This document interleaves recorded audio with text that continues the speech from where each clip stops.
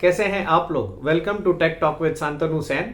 मैं विशाल अग्रवाल आप सभी का स्वागत करता हूं आज के इस नए एपिसोड में। कमाल के रहे ये पिछले 2 हफ्ते, जहां पर बड़ी वॉलेटिलिटी भी नॉर्मल मार्केट की तरह ही लगने लगी है। 2 सप्ताह पहले बुधवार को मार्केट ने 22,053 का हाई छू लिया था, जिसके बाद के हफ्ते बुधवार का लो बना 21,530 का। 500 पॉइंट निफ्टी में सिर्फ हमारे मार्केट ने एक प्रॉफिट बुकिंग के नाम कर दिया था।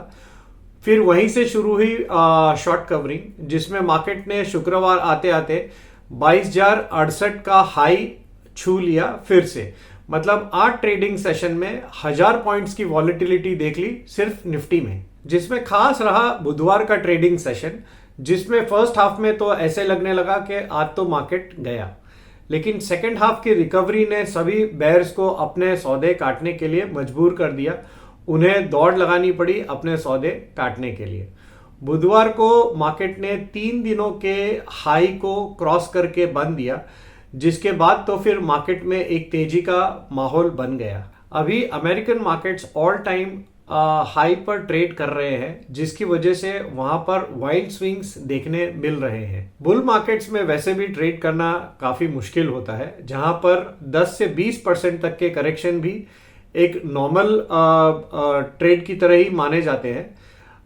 बहुत सारे स्टॉक्स जो कि निचले सर्किट पर ट्रेड कर रहे थे गत बुधवार को, दिन खत्म होते होते वो सब उसमें से कई सारे स्टॉक्स ऊपरी सर्किट पर भी लग गए थे। अब इसमें सबसे मजेदार बात यह है कि इसी दिन एफआईआई की तरफ से करीब 4,000 करोड़ की सेलिंग की गई। खास इसी दिन एचडीएफसी बैंक ने भी अपने नीचे गिरने के कार्यक्रम पर विराम लगाया। ये स्टॉक अभी भी अपने ऑल टाइम हाई से करीब 20% तक नीचे ट्रेड कर रहा है। इन गत कुछ सप्ताहों में हमने एचडीएफसी बैंक पर काफी बार चर्चा की कि किस तरह ये मार्केट का बड़ा हेवी वेट है और किस तरह से इस पर कंटिन्यूस एफआईआई की सेलिंग की वजह से ये निफ्टी और बैंक निफ्टी पर कंटिन्यूसली प्रेशर बना के रखे हुए हैं। तो चलिए अब शुरू करते हैं बीते हफ्तों की बातों का, जो 19 से 23 फरवरी तक का था। निफ्टी इस हफ्ते कंटिन्यूसली 22,000 के लेवल के ऊपर ट्रेड कर रहा है। निफ्टी रोज नया एक लेवल छू रहा है, लेकिन साथ ही साथ स्टॉक स्पेसिफिक करेक्शन भी देते जा रहा है। रिटेल इन्वेस्टर्स को ये फीलिंग अभी भी नहीं आ रही होगी कि मार्केट अभी ऑल टाइम हाई पर ट्रेड कर रहे हैं, क्योंकि इंडिविजुअल स्टॉक्स कहीं भी 10 to 25% के बीच में करेक्शन के साथ ही ट्रेड कर रहे हैं। ये मार्केट मेनली लार्ज कैप्स के परफॉर्मेंस की वजह से ही इस लेवल पर ट्रेड कर रहा है। रोज इसमें कोई ना कोई नया स्टॉक ऐड हो रहा है। निफ्टी ने भी शुक्रवार को 22,000 के ऊपर का बंद तो दे दिया है, जो कि फरवरी सीरीज की अब तक की सबसे ऊंची वीकली क्लोजिंग मानी जाएगी।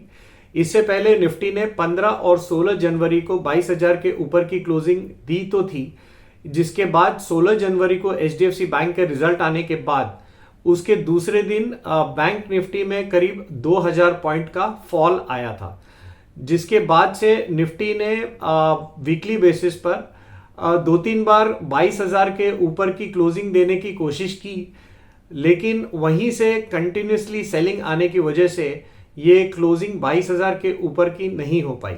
इतनी बड़ी वॉलेटिलिटी के एक महीने के बाद फिर से निफ्टी ने 22,000 के ऊपर वीकली क्लोजिंग दी है, तो ये काफी बड़ा पॉजिटिव ट्रिगर माना जाएगा। निफ्टी मिड कैप में भी हर बार कोई ना कोई नया शेयर ऐड होने की वजह से ये इंडेक्स भी ऊपर ही चल रहा है। आईटी और ऑटो इंडेक्स भी 52 हफ्ते के ऊपर ट्रेड कर रहे हैं। पीएसयू और पीएसई इंडेक्स भी हाई पर ही चल रहे हैं। लार्ज कैप्स में भी एक एक स्टॉक्स अब फायर कर रहे हैं। पिछले कुछ दिनों से एसबीआई चल गया। पिछले कुछ दिनों में इस स्टॉक ने काफी अच्छा रिटर्न्स दिया है इन्वेस्टर्स को। महिंद्रा भी 2 दिनों के अंदर ही करीब 10% का उछाल दिखा चुका है। रिलायंस इंडस्ट्रीज भी अभी अपने ऑल टाइम हाई के आसपास चल रहा है। इस स्टॉक ने भी करीब 7% का उछाल दिया है। इस स्टॉक ने पहली बार 20 लाख करोड़ के मार्केट कैपिटलाइजेशन को छू लिया है। टाटा मोटर्स, मारुति एंड महिंद्रा सभी ऑटो स्टॉक्स अभी फायरिंग मोड में ही नजर आ रहे हैं। यहाँ तक कि फार्मा इंडेक्स भी करीब 52 हफ्तों के हाई पर ही चल रहा है। निफ्टी अभी अपने ऑल टाइम हाई लेवल से करीब 80-85 अंक का प्रॉफिट बुकिंग वहां पे देखने मिला है। अपने ऑल टाइम हाई से नीचे आकर बंद हुआ है शुक्रवार के सेशन में। मार्केट्स ने अभी के लिए बुलिश स्टांस पर ही बंद हुए हैं शुक्रवार को। वैसे ही अमेरिकन मार्केट्स भी अभी के लिए तेजी ही दर्शा रहे हैं। अमेरिकन मार्केट S&P 500 पहली बार 5000 के लेवल के ऊपर चला गया है। वैसे ही वहां का स्मॉल कैप इंडेक्स, जिसे रसल 2000 भी कहा जाता है, वो भी ऑल टाइम हाई से महज 5 से 6% ही दूर रह गया है। यहाँ की जैसे ही अमेरिकन मार्केट्स में भी स्मॉल कैप और मिड कैप ने तोड़फोड़ रिटर्न दिए हैं वहां के मार्केट्स में। यहाँ पर मार्केट्स अभी बाय ऑन डिप्स का मार्केट बना हुआ है। हमारे मार्केट्स में DIIs और रिटेलर्स ने ही टोटल कमान संभाल रखी है। FIIs की नाराजगी अभी खत्म होने का नाम नहीं ले रही है। अभी भी उन्होंने कंटिन्यूसली सेल का ही बटन दबा रखा है। फरवरी महीने 5 हफ्तों की लंबी सीरीज है, जिसमें से 4 हफ्ते ऑलरेडी गुजर चुके हैं। तो बाकी 1 हफ्ते में मार्केट्स हो सकता है कि अपने ऊपरी रेंज में ही ट्रेड करें। अब इस मार्केट के अंदर निफ्टी कैसा परफॉर्म करता है वो देखने में इंटरेस्टिंग होने वाला है, क्योंकि निफ्टी अभी अपने ऑल टाइम हाई से के करीब ही है, करीब, लेकिन बैंक निफ्टी में अभी भी कुछ अच्छी दूरी बनी हुई है ऑल टाइम हाई से। बैंक निफ्टी ने दिसंबर 2023 में हाई बनाया था 48,636 का, और अभी वो ट्रेड कर रहे हैं 46,811 पर, यानी करीब 1825 पॉइंट की रैली अभी बाकी है ऑल टाइम हाई के लिए। बैंक निफ्टी का मेजर कंपोनेंट है HDFC बैंक। ये यहां से अगर HDFC बैंक परफॉर्म करना शुरू कर देता है तो फिर निफ्टी और बैंक निफ्टी खुले नीले आकाश में झूमते नजर आ सकते हैं। वहीं दूसरी ओर अगर FIIs कंटिन्यूसली अभी भी प्रॉफिट बुकिंग मोड में ही है, लेकिन अगर इस सेलिंग में कुछ कमी आती है या FIIs कुछ बाइंग मोड में आ जाते हैं तो इस रैली को पर लग सकते हैं। अभी के लिए जैसे ही 22,297 जो कि अभी तक का ऑल टाइम हाई है निफ्टी पर, हमारे मार्केट्स के लिए कोई भी पुराने रेजिस्टेंस काम नहीं करेंगे जब ये मार्केट्स 22,297 के ऊपर ट्रेड करना फिर से शुरू कर देंगे। अमेरिकन मार्केट्स अभी के लिए ओवरबॉट लग रहे हैं, तो वहां कोई भी प्रॉफिट बुकिंग आने से हमारे मार्केट्स के लिए एक नी जर्क रिएक्शन का काम हो सकता है। अमेरिका के जनवरी महीने के महंगाई के आंकड़े नीचे आने से यहां पर एक सेल ऑफ देखने मिला था गत सप्ताह में। वहां पर इन्फ्लेशन इस बार 3.09% आया है कंपेयर टू 3.35% लास्ट मंथ। साल दर साल का कंपैरिजन अगर देखें तो ये फिगर गत वर्ष में 6.41% था। अब वहां पर डर है कि इंटरेस्ट रेट कट होने में और देरी हो सकती है। अगर उनका इन्फ्लेशन बिना रेट कट किए ही नीचे आ रहा है तो वहां के सेंट्रल बैंकर को कोई अभी घाई नहीं लगती है कि वो इंटरेस्ट रेट काटने के लिए जल्द से जल्द कोशिश करें। हमारे मार्केट्स में दिन भर एक ट्रेडिंग रेंज में ही ट्रेड कर रहे थे शुक्रवार के सेशन में, जहां प्रॉफिट बुकिंग का ही आलम देखने को मिला। वैसे इस रैली में PSU banks, public sector enterprises, defence stock, railway stocks के साथ साथ अब फार्मा, ऑटो के भी के शेयर ने भी परफॉर्म करना शुरू कर दिया है। इस कड़ी में इस साल से अब IT भी जुड़ गया है। इस सप्ताह में एनवीडिया ने बहुत जोरदार रिजल्ट्स दिए हैं अमेरिकन मार्केट्स में, जिसके बाद इस शेयर में करीब 16% का उछाल देखने को मिला। इस शेयर का कमाल ये दर्शाता है कि AI अब पूरे विश्व ने एक्सेप्ट कर लिया है। AI बोलने से आर्टिफिशियल इंटेलिजेंस जो हमारा अब एक अभिन्न अंग बन गया है। नो मैटर, इसकी वजह से काफी सारी नौकरियां जा रही है और आने वाले दिनों में हो सकता है कि काफी लोगों के रोजगार प्रभावित हो सकते हैं, लेकिन अब इसको नजरअंदाज नहीं किया जा सकता है। एनालिस्ट की माने तो इसकी वजह से और रोजगार पैदा भी होंगे, लेकिन इस समय के लिए AI का ही बोलबाला है। जो भी कंपनी इसे अपना रही है उन कंपनीज में आने वाले समय में अच्छा मुनाफा होने का अनुमान है एनवीडिया के रिजल्ट्स को देखते हुए। एनवीडिया इसी हफ्ते में अमेरिकन मार्केट के मार्केट कैपिटलाइजेशन के हिसाब से वहां की तीसरी सबसे बड़ी कंपनी बन गई है। इसका मार्केट कैपिटलाइजेशन अभी $2 ट्रिलियन का हो गया है। भारत का टोटल जीडीपी अभी $3.5 ट्रिलियन के आसपास में है। वैसे बता दें कि अगर अमेरिका की दो बड़ी कंपनी जैसे एनवीडिया और मे बी एप्पल को अगर ले लिया जाए तो भारत का पूरा जीडीपी का समावेश इसी दो कंपनी में हो जाता है। एनवीडिया ने पिछले एक साल में करीब 230% का रिटर्न्स दिया है अपने इन्वेस्टर्स को, जबकि सेक्टर ग्रोथ अमेरिका में अभी 44.4% की रही है इस एक साल में। Nvidia AI artificial intelligence technology के लिए चिप्स मैन्युफैक्चरिंग का काम करता है और इनकी चिप्स को एआई के लिए गोल्ड माना भी जाता है। दूसरी खबर में क्रूड ऑयल और गोल्ड के भाव इस हफ्ते कुछ घटे हैं या स्टेबल जैसे ही हैं। कच्चे तेल का भाव अभी $81 प्रति बैरल के आसपास ट्रेड कर रहा है शुक्रवार को। वहीं गोल्ड का भाव भी करीब 2025 के आसपास बंद हुआ इंटरनेशनल ट्रेड में। एक्सिस बैंक में कुछ गतिविधि देखने मिल रही है। गत सप्ताह के गुरुवार को यह स्टॉक करीब 2% तक गिर गया था। सुब्रमण्यम स्वामी ने बैंक पर हाईकोर्ट में कोई केस फाइल किया है। रिलायंस इंडस्ट्रीज के ऊपर भी विंडफॉल टैक्स में बढ़ोतरी को नकारते हुए उसने अपनी चाल कायम रखी है। स्टॉक इन दिनों में अच्छी खासी तेजी दिखा रहा है। एसबीआई भी इन दिनों में करीब 10% का उछाल दिखा चुका है। गत सप्ताह की प्रॉफिट बुकिंग के बावजूद भी ये शेयर ऊपर ही ट्रेड कर रहा है। एचडीएफसी बैंक का सोमवार को गोल्डमैन सैक्स के इन्वेस्टर मीट में बैंक के मैनेजमेंट की ओर से सफाई दी गई थी। वापस से कोटक की तरफ से भी इन्वेस्टर्स मीट हुई इस हफ्ते में, लेकिन इस सब के बावजूद इस स्टॉक में प्रॉफिट बुकिंग ही देखने को मिली है, जिससे लगता है कि बैंक के मैनेजमेंट की तरफ से जो स्ट्रेट फॉरवर्ड और ब्लंट स्टेटमेंट्स दिए गए वो इन्वेस्टर्स को काफी हद तक पसंद नहीं आए हैं। मार्केट की वॉलेटिलिटी को देखते हुए लगता है कि इसमें अच्छे और बड़े ट्रेडर्स भी चकमा खा रहे हैं। ऐसे में अपनी पोजीशंस को लाइट रखने में ही समझदारी है। अब कुछ क्रिप्टो पर भी अपडेट ले लेते हैं। बिटकॉइन 2 सप्ताह से फिर से 50,000 $50,000 के ऊपर ट्रेड कर रहा है और वो करीब 52,000 के लेवल पर भी हाई बना चुका है इस गत सप्ताह में। इससे पहले 50,000 का आंकड़ा मार्च 2021 और नवंबर 2021 में ही पार हुआ था।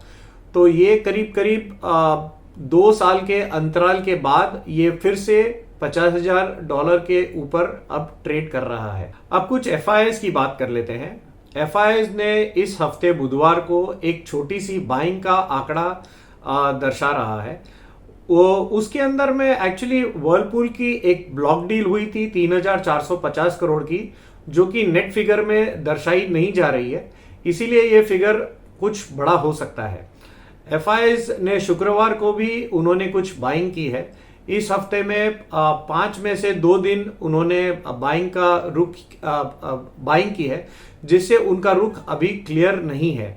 वैसे बता दें कि एफआईआईज ने दिसंबर क्वार्टर में 8 नए स्टॉक में फ्रेश इन्वेस्टमेंट किया है, जिसमें Bajaj auto, NTPC, Tata consumer product, UltraTech cement, ICICI Pru life insurance, Zomato और 2 मिड कैप स्टॉक्स है, जिसमें डीजी ड्राइव डिस्ट्रीब्यूटर्स और सामही होटल्स का नाम शामिल है। एफआईआईज की फरवरी में अभी तक की नेट सेलिंग का फिगर है 15,857 करोड़ का, जबकि इस एक सप्ताह में इनका नेट सेलिंग हुआ है 1939 करोड़ का। अब कुछ निफ्टी की बात कर लेते हैं। निफ्टी 2 हफ्तों में 430 पॉइंट बढ़ा है और उसका क्लोजिंग आया है 22,212 पर। बैंक निफ्टी भी 2 हफ्तों में बढ़कर 46,811 पे यानी 1176 पॉइंट बढ़कर बंद हुआ है। सेंसेक्स भी 2 हफ्तों की तेजी के बाद करीब 73,142 पर यानी 1547 अंक बढ़कर बंद हुआ है। मार्केट की इतनी इंटेंस वॉलेटिलिटी के बाद अगर हम ये जो फिगर्स देखते हैं तो इससे पता ही नहीं चलता है कि इंट्रा वीक में कितनी गजब की वॉलेटिलिटी हुई है।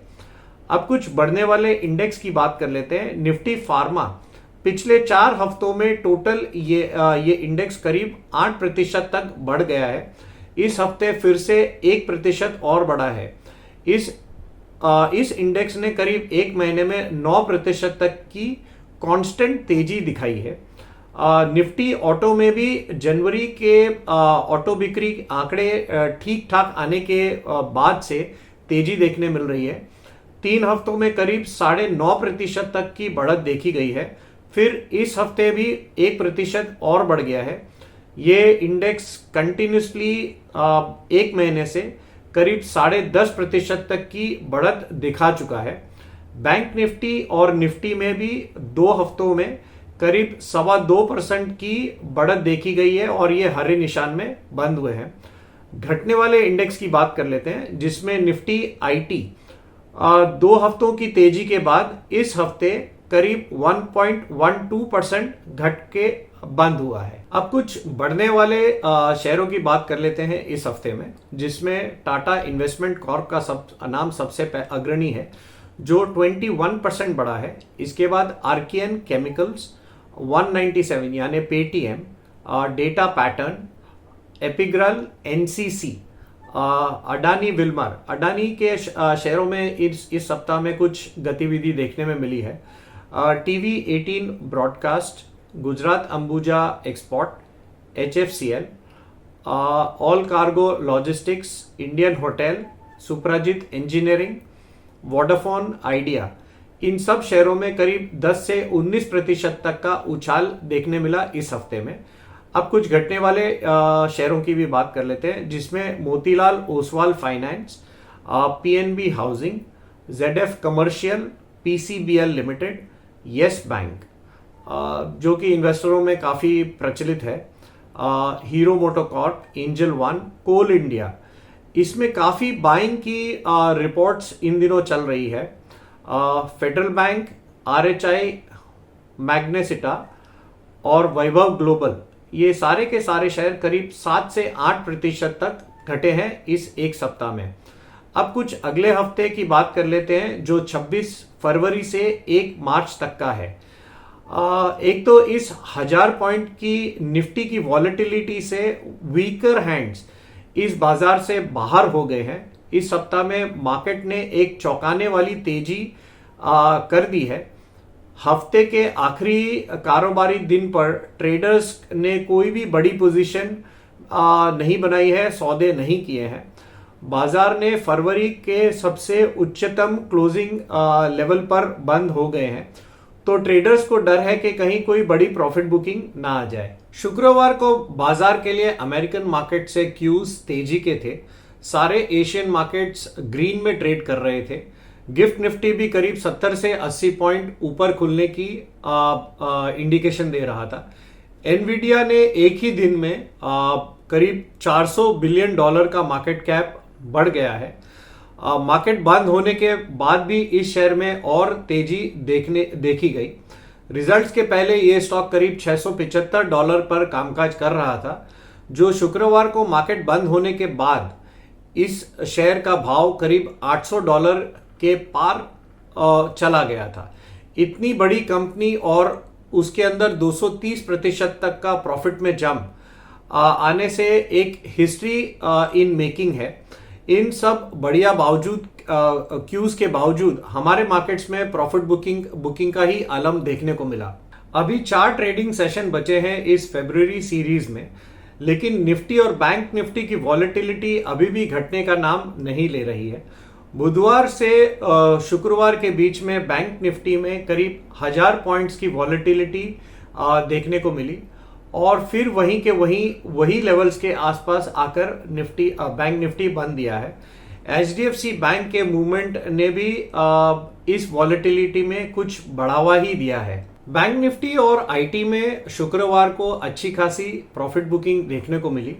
वहीं संभालने का काम रिलायंस इंडस्ट्रीज ने किया, जो अभी अपने 52 हफ्तों के हाई पर चल रहा है। वहीं रिलायंस का दूसरा अंग यानी जियो फाइनेंस में भी अच्छी तेजी देखने को मिली शुक्रवार के सेशन में। दोनों का भाव अगर मिला दिया जाए तो रिलायंस का भाव करीब अभी 3300 के पार चला गया है।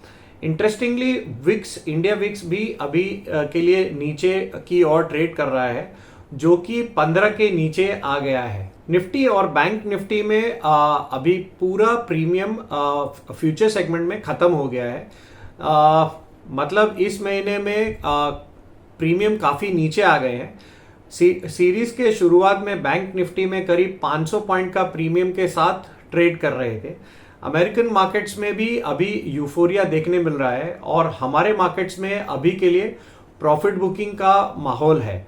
जनरली हमारे मार्केट्स और यूएस मार्केट्स सूनर और लेटर करीब करीब साथ में चलते हैं, एक दूसरे को फॉलो करते हैं। तो अब ये देखने वाली बात होगी कि हमारे मार्केट्स ऊपर जाते हैं या यूएस मार्केट्स नीचे की तरफ आ जाते हैं। हमारे मार्केट्स में 3 स्टॉक्स पर रोज कोई ना कोई खबर आ जाती है, जिसके वजह से ट्रेडर्स काफी उत्सुक हो जाते हैं। जिसमें पहला नाम है एचडीएफसी बैंक, फिर पेटीएम और जी एंटरटेनमेंट। ये तीनों स्टॉक्स आज अभी के लिए न्यूज ड्रिवन हो रखे हैं। तो हमको लगता है कि जो हमारे रिटेल इन्वेस्टर्स हैं उनको इन शेयरों के अलावा भी काफी सारे शेयर बाजार में मिल जाएंगे। शुक्रवार को गोल्डमैन सैक्स की तरफ से एक रिपोर्ट आई है, जिसमें उन्होंने एसबीआई, आईसीआईसीआई बैंक और येस बैंक को अपने पोर्टफोलियो में डाउनग्रेड कर दिया है। ये कोई मार्केट डाउनग्रेड नहीं है, ये इनके पर्टिकुलर पोर्टफोलियो में डाउनग्रेड है। इस रिपोर्ट के मुताबिक आने वाले समय में भारत में फाइनेंशियल सेक्टर में काफी सारी चुनौतियां खड़ी होने वाली है, जिसकी वजह से उन्होंने इन शेयरों को डाउनग्रेड किया है। लेकिन उन्होंने बजाज फाइनेंस को अपग्रेड भी किया है अपने पोर्टफोलियो में और एचडीएफसी बैंक पर अपनी बाय कॉल को कायम भी रखा है। शुक्रवार को बाजार एक ही रेंज में ट्रेड करते हुए नजर आए, लेकिन मिड कैप्स में कुछ अच्छी चाल देखने को मिली। बाजार शुक्रवार को ओपनिंग हुआ 22,290 पर, इसके बाद हाई लगा 22,297 का। 22,297 का हाई लगाने के बाद बाजार का लो बन गया 22,186 का। लेकिन क्लोजिंग में फिर से बाजार ने क्लोजिंग के समय थोड़ा प्रॉफिट बुकिंग करते हुए 22,212 पर बंद हुए हैं। मार्केट्स अभी भी स्ट्रेंथ दर्शा रहा है इस लेवल पर। किसी को भी अंदाजा नहीं था कि इस तरह की फॉलो अप बाइंग आएगी इस हफ्ते में। निफ्टी शुक्रवार को 4 अंक घटकर बैंक निफ्टी 108 पॉइंट्स नीचे और सेंसेक्स भी 15 पॉइंट गिरकर बंद हुए हैं। फरवरी की इसे बेस्ट क्लोजिंग माना जाएगा। मार्केट्स ने कंटिन्यूसली अब 6 सेशन से 22,000 के ऊपर की क्लोजिंग दे दी है। लार्ज कैप की तरफ से मेजर कंट्रीब्यूशन रहा है इस तेजी में। रिलायंस इंडस्ट्रीज ने निफ्टी में तेजी के लिए 17 पॉइंट्स का योगदान दिया है। एल&टी ने भी 7 अंकों का योगदान रहा। महिंद्रा महिंद्रा, टाइटन, बजाज फिनसर्व, इन सभी का योगदान रहा निफ्टी की बढ़त में।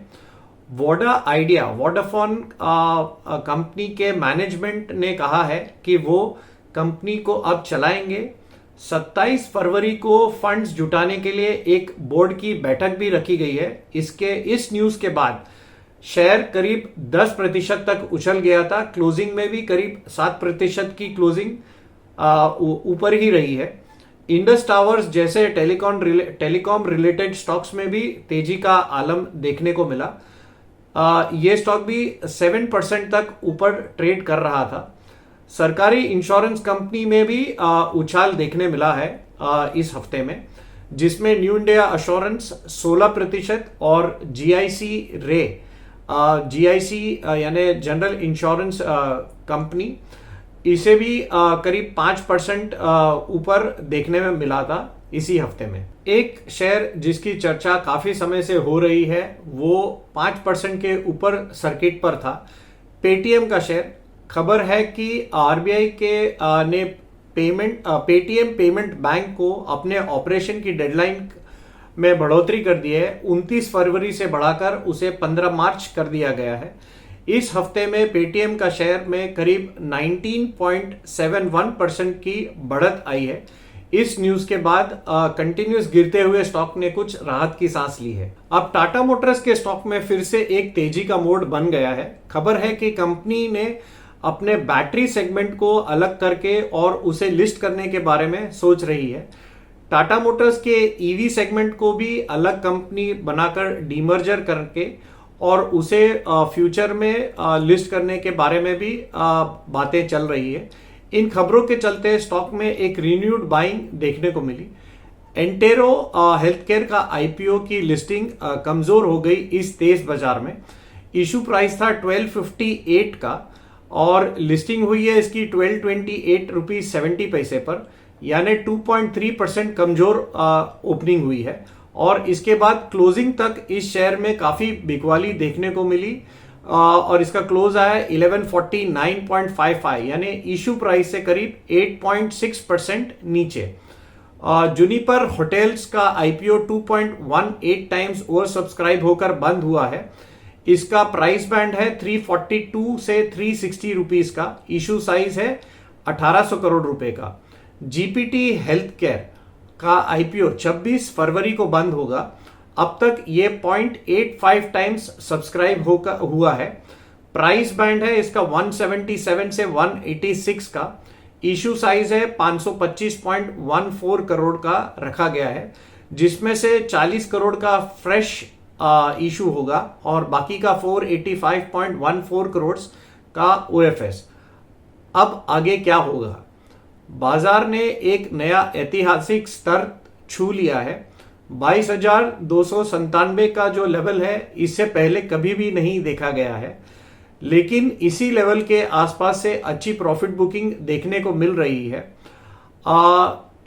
अगले हफ्ते में फरवरी सीरीज का आखिरी हफ्ता भी है। निफ्टी अभी ऑल टाइम हाई लेवल्स के आसपास ट्रेड कर रहे हैं और पिछले 6 सत्रों से निफ्टी ने 22,000 के लेवल के ऊपर की ही क्लोजिंग दी है। इसके नीचे इंट्राडे में गए तो थे, लेकिन क्लोजिंग बेसिस पर बुल्स ने इस लेवल को बचाए रखा है। लेकिन ऊपर में 22,300 के आसपास प्रॉफिट बुकिंग भी देखने को मिल रही है। ऐसे में ऑप्शन राइटर्स डोमिनेट कर सकते हैं इस एक्सपायरी के हफ्ते में। मार्केट्स इस हफ्ते एक्सपायरी वाले हफ्ते में एक रेंज में रह सकते हैं, जहां पर नीचे के लेवल्स में काफी जोरों से बाउंस आ रहे हैं, वहीं ऊपर के लेवल्स पर प्रॉफिट बुकिंग भी देखने को मिल रही है। ऐसे में मार्केट्स एक रेंज में ही वॉलेटिलिटी कर सकते हैं, जो कि पूरी फरवरी सीरीज में मार्केट्स काफी वॉलेटाइल रहे भी हैं। ऊपर में 22,300 22,350 के आसपास एक रेजिस्टेंस मिल सकता है मार्केट को। वहीं सपोर्ट का काम कर सकता है 22,100 से 22,150 का लेवल। इंडेक्स के बजाय स्टॉक स्पेसिफिक अच्छे मौके मिल सकते हैं ट्रेडिंग के लिहाज से इस आने वाले हफ्ते में। अगले हफ्ते में भारत और अमेरिका दोनों के ही जीडीपी के आंकड़े आएंगे, जिस पर खास फोकस रहने वाला है। वैसे म्यूचुअल फंड्स ने एचडीएफसी बैंक के शेयरों में करीब 14,000 करोड़ की बाइंग की है। जिस दिन एफआईआईज ने बड़ी सेलिंग की और उस दिन से एचडीएफसी बैंक का शेयर ऊपर बंद हुआ। ये बताता है कि एफआईआईज की सेलिंग इस शेयर में कमजोर पड़ने लगी है और इस लेवल पर म्यूचुअल फंड्स की बाइंग का सहारा मिलने से इस शेयर में कुछ सपोर्ट आ रहा है। तो बस दादा, ये हमारी तरफ से फंडामेंटल और डेटा एनालिसिस था। अब आप बताइए कि मार्केट आपको टेक्निकली क्या लग रहा है। ओवर टू यू दादा। 23/2/2024 बाजार बंद होने के बाद हम लोग बात करेंगे नेक्स्ट वीक 26/2/2024 से लेके 1/3/2024 के बीच में बाजार का टेक्निकल्स क्या चीज मैं देख रहा हूँ और क्या सजेशन उभर के आ रहा है, उसी के लिए बात करूंगा। खास करके याद रखना पड़ेगा नेक्स्ट वीक में 29 तारीख को हम लोग का एक्सपायरी है, उसी दिन मंथली क्लोजिंग हो जाएगा और नया सेटलमेंट भी चालू हो जाएगा। दैट्स वाई नेक्स्ट वीक में पहला 4 दिन रहेगा फरवरी एक्सपायरी, नेक्स्ट दिन से fresh clearing and fresh month भी चालू हो जाएगा। तो इसके लिए मैंने पहले आज पूरा निफ्टी के लिए ज्यादा बात करूंगा, क्योंकि बाजार का एट प्रेजेंट सिचुएशन में क्या उभर के आ रहा है मेरा नजर में टेक्निकली, मैं उसके लिए आज बात करूंगा। बैंक निफ्टी के लिए खाली जो इंट्रा वीक लेवल्स होता है जो कि प्योरली कैलकुलेटिव, वो स्लाइड शो के बाद आप लोग समझ जाएंगे। तो मेरा बाई तरफ है वीकली निफ्टी, मैं यहां से शुरू करता हूं वीकली। लास्ट वीक में हम लोग का हिंदी वर्जन नहीं आया था, इसके लिए माफी मांग लेता हूं आप लोग से। मैंने कोशिश किया था लेकिन सम टेक्निकल प्रॉब्लम, इसलिए लास्ट वीक पे नहीं आया। तो लास्ट वीक में जहां तक बाजार का सवाल है, बाजार यहां पर बंद हुआ था। प्रीवियस स्टॉप था 22,126, जो कि मैंने एक दो वीक का पहले भी बोला था कि 22,150 के ऊपर निफ्टी स्पॉट के जाना बाजार के लिए एक मोमेंटम क्रिएट कर सकता है ऊपर की तरफ, और वो किया है। बट क्लोजिंग देखा जाए 22,212, ऊपर में 22,300 अप्रोच किया था, लेकिन वहां से एक सेल ऑफ आया इंट्राडे में। डेली चार्ट में वो दिख सकता है। नाउ यहां पर ये कंजेशन जोन क्रॉस करके क्लोजिंग बेसिस के इसके ऊपर जाना, as per the weekly chart is concern, very fine and positive. यहां पर मैंने जो मूविंग एवरेज यूज किया हूं वो 9 एक्सपोनेंशियल वीकली के अंदर। तो जब तक ये टूट के बंद नहीं होता है बाजार के अंदर नेगेटिव वाइब क्रिएट होने का सवाल अभी नहीं उठता है। लेकिन जिस हिसाब से अक्टूबर महीने के बाद से बाजार का मोमेंटम अपवर्ड मोमेंटम में है, यहां पर थोड़ा रुका था, क्या ये ब्रेकआउट फ्रेश जोन में जा सकता है? उसके लिए मैंने थोड़ा सा आज इंडिकेशन आप लोग को देने का कोशिश करूंगा।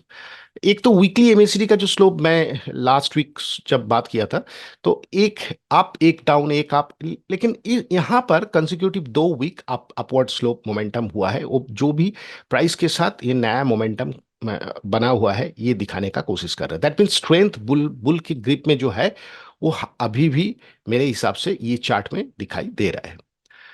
नाउ मैं डेली चार्ट के ऊपर जाता हूं, जहां पर मेरे को जो प्रॉब्लम लग रहा है, जहां पर प्रॉब्लम लग रहा है मतलब as per the trending indicator is concern, laggard indication is concern, जैसे मूविंग एवरेज 13 DA में लास्ट वीक में एक बार टच एंड गो करके थोड़ा पेनिट्रेट किया था, लेकिन वहीं से बाउंस बैक आके फिर मैं घूम गया था। थर्सडे बाजार बंद यहां हुआ था, फ्राइडे नेगेटिव क्लोजिंग, ऊपर में खोल के बाजार थोड़ा नेगेटिव क्लोजिंग में है। बोलने का चाहता हूं, बोलने का मतलब यही है कि जिस हिसाब से जिस ढंग से बाजार ऊपर जा रहा है, अब जैसे हमको लग रहा है कि बार बार बाजार ऊपर जाके सेल ऑफ आ रहा है, कहीं ये ऊपर की तरफ सप्लाई का इंडिकेशन तो नहीं है। और इस बार डेली आरएसआई ऊपर जाने के लिए इनकार किया, थोड़ा साइडवेज मूवमेंट कर दिया। ये little bit concern in the daily chart.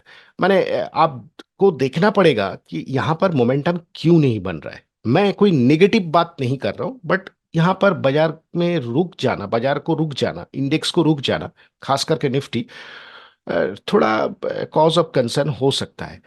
Next week very vital है, इसलिए देखना पड़ेगा कि मोमेंटम क्रिएट करके ऊपर की तरफ जाने के लिए रेडी है। मोमेंटम क्रिएट क्या कर रहा है, तो उसके लिए हम लोग को काफी देर तक डेली चार्ट और खास करके आवरली चार्ट को फॉलो करना चाहिए।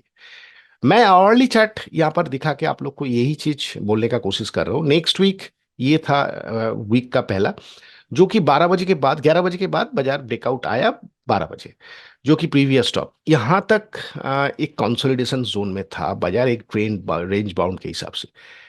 फिर ये ब्रेकआउट करके फिर फेलियर, फिर ब्रेकआउट, फिर फेलियर हुआ, तगड़ा सेल ऑफ आया। लेकिन थर्सडे सेकंड हाफ से बाजार घुमा, लेकिन फ्राइडे फिर लैकलस्टर ट्रेडिंग। तो 1 घंटा चार्ट के अंदर क्लियरली विजिबल हो रहा है कि कहीं ना कहीं ऊपर में सेल ऑफ आ रहा है। सप्लाई, दैट मीन्स सप्लाई हो रहा है, मेरा बोलने का मतलब यह है सप्लाई बन रहा है। Index is concern, little bit concern. तो अभी तक नेगेटिव तो कुछ नहीं है। मंडे ऑनवर्ड बाजार अगर प्रोग्रेस होता है तो ये चार्ट के लिए बढ़िया हो सकता है। काफी वाइटल पैटर्न और क्लोजिंग के हिसाब से ये चार्ट खड़ा हुआ है। तो डेली चार्ट और आवरली चार्ट देखने के समझ में यही आ रहा है, बाजार के अंदर हायर लेवल में कहीं ना कहीं सप्लाई दिख रहा है। अब वो कितना तक उभर के आएगा वो तो टाइम ही बताएगा। नाउ निफ्टी डेली चार्ट के अंदर मैं 65 डेज आरएसआई हमेशा यूज करता हूं for the long term chart. Long term price action is concern, overbought and oversold और प्राइस इन है कि नहीं। देखिए यहां पर अगर हम लोग देखें तो ये क्लियर विजिबल है कि ये सिंस 1994 निफ्टी के अंदर मैंने 65 डेज आरएसआई स्टैंडर्ड जो 70-30 था उसके अंदर दो ठो और चीज मैंने डाला हूं, 60 एंड 65, थोड़ा कॉम्प्लेक्स किया हूं। 60 दैट मीन्स ये लॉन्ग टर्म में ओवरबॉट जोन में जाने का कोशिश कर रहे हैं, 65 ओवरबॉट है, और 70 तो खास करके ओवरबॉट जोन में हम लोग पहुंच चुका है। कितने बार ये 70 और 30 को टच किया है 65 डेज आरएसआई, आप गिनती करके दिखा सकते हैं। इतना साल का हिस्ट्री में दो बार हो चुका है, ऊपर में भी दो बार हो चुका है। बट 65 डेज आरएसआई 65 डेज कितना बार नीचे की तरफ आया, आके घूमा, नीचे 35 एंड ऊपर में 65। तो यहां पर हम लोग देख रहे हैं कि इस बार भी प्राइस एक्शन बार बार 65 डेज आरएसआई 65 के आसपास जाके फिर से सेल ऑफ हो रहा है। देखिए इतना मोमेंटम चा प्राइस एक्शन, इतना बुल ग्रिप का पावर स्ट्रांग है, ये बहुत जल्दी कूल डाउन नहीं होगा। ये मेरा चार्ट का इंटरप्रिटेशन है बोल सकते हैं। तो दैट्स वाई सामने जो बिग इवेंट आ रहा है जो कि मार्च अप्रैल में सामने आ जाएगा, मई महीने में होपफुली रिजल्ट भी आउट हो जाएगा, वहां आपको ये चार्ट को मैं और गहराई से देखूंगा, मोमेंटम कितना दूर तक है वो मैं चेक करूंगा। बट ये दिखाने का मतलब ये नहीं कि मैं आपको डराने का कोशिश कर रहा हूं, बट ये एक कॉज ऑफ कंसर्न मेरा बन रहा है कि प्राइस एक्शन धीरे धीरे कहीं ना कहीं ओवरबॉट जोन में जाके टायर्ड फील कर रहा है, जो कि हमको थोड़ा सा याद दिला रहा है 2007 अक्टूबर महीना के बाद से 2008 जनवरी तक बार बार प्राइस एक्शन स्ट्रॉन्ग ट्रेंड में होके ऊपर की तरफ सेल ऑफ, फिर से रैली, फिर सेल ऑफ, फाइनली जाके एक फिजल आउट हुआ था रैली। इस बार सेम रिपीट होगा ये तो हम अभी बोल नहीं सकते क्योंकि हम लोग के हाथ में स्पेस है डेली चार्ट और वीकली चार्ट, मंथली चार्ट देखिए, क्योंकि पूरा मार्च और अप्रैल भी है इलेक्शन के पहले। बट धीरे धीरे हम लोग को अभी थोड़ा डिफेंसिव मोड, या तो आपका जो इंडेक्स देख के आपको जो समझ में आ रहा है उसी हिसाब से आप आपका रिस्क रिवार्ड रेशियो या रिस्क पॉइंट ऑफ व्यू आप अपना एडजस्टमेंट कर सकते हैं उसी हिसाब से। अगर आपको बाजार में ज़्यादा रिस्क के हिसाब से सोचना है तो आप उसी हिसाब से सोचिए, उसी हिसाब से आप अप्रोच कीजिए। बट मेरा ये कहना है कि ये देख के मेरे को थोड़ा बाजार को क्लोज आई रखना पड़ेगा। मैं फिर से बोल रहा हूं, मैं कोई नेगेटिव व्यू नहीं ले रहा हूं, बट एक कॉज ऑफ कंसर्न तो है। क्या बाजार ऊपर से क्यों बार बार इतना तेजी के बाद रुक रुक के जा रहा है और बार बार ऊपर से क्यों सेल ऑफ आ रहा है, क्यों और कौन ये सप्लाई कर रहा है। तो दैट्स वाई मैं आज कोशिश किया हूं मेरे तरफ से निफ्टी का जो विश्लेषण खाली निफ्टी के ऊपर किया हूं। नेक्स्ट वीक ऑनवर्ड भी हम ऐसे ही कोशिश करेंगे, बैंक निफ्टी निफ्टी काफी सारा चीज लेके बात करने के लिए। तो आज यहीं तक है इंडेक्स के लिए। चलिए आप चलते हैं हम लोग का नेक्स्ट सेगमेंट में।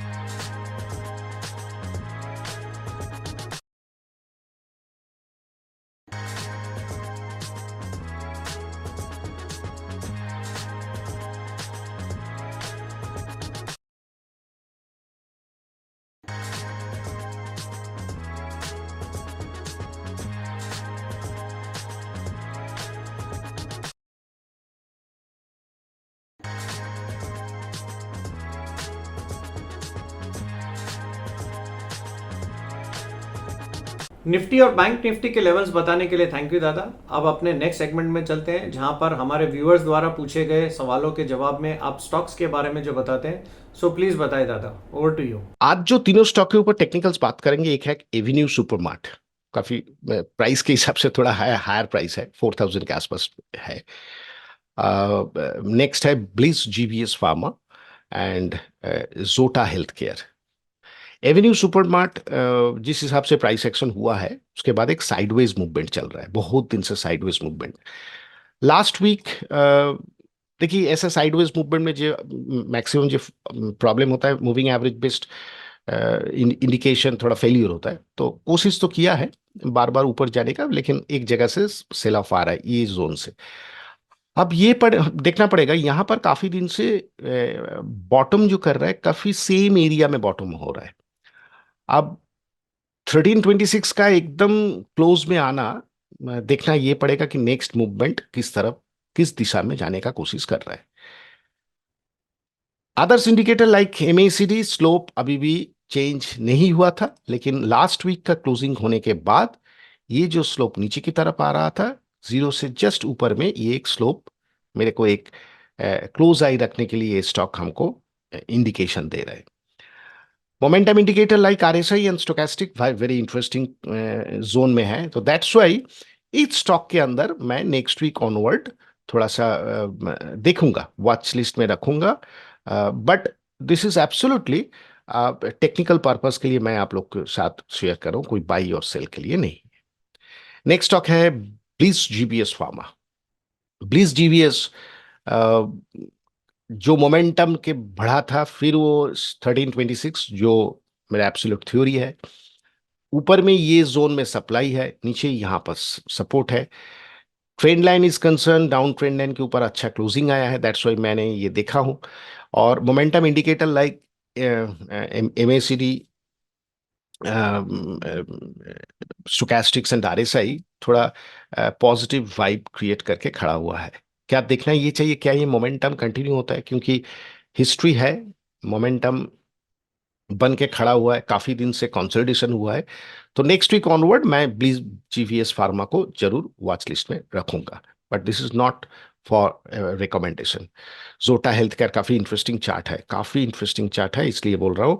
आप लोग चार्ट देख के समझ में, this is the highest ever closing 1326 को बेस बना के इस जोन के अंदर। मैंने अगर ऐसा देखा जाए, ये जो कैंडल है, ये कैंडल बना था दिसंबर महीना में, वीक टू वीक जो कैंडल बना था, उसके बाद ये प्राइस एक्शन कभी इसको छोड़ के नहीं गया, मैंने इसके अंदर ही था।